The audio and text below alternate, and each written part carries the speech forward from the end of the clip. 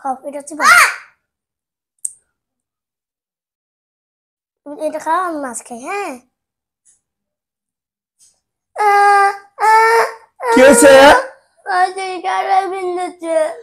মাছের কাঁটা বিঁধেছে। দেখি দেখি দেখি দেখি দেখি কাটা কাটা কাটা বের করো তো, কাটাটা বের করো মা।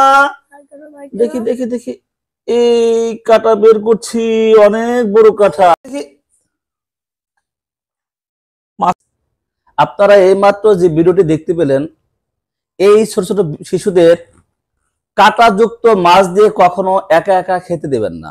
কারণ এই কাঁটাযুক্ত মাছ এই ছোট ছোট বাচ্চারা মুখের মধ্যে দিলে এই কাঁটা মুখের মধ্যে আটকে যেতে পারে এবং বড় ধরনের বিপদ হতে পারে। সুতরাং এই বিপদ থেকে রক্ষা পেতে আমাদের এই শিশুদের কাঁটাযুক্ত মাছ দেওয়ার আগে আপনি নিজ হাতে মাছের কাঁটাগুলো খুলে নেবেন আর নিজ হাতে খাইয়ে দেওয়ার চেষ্টা করবেন।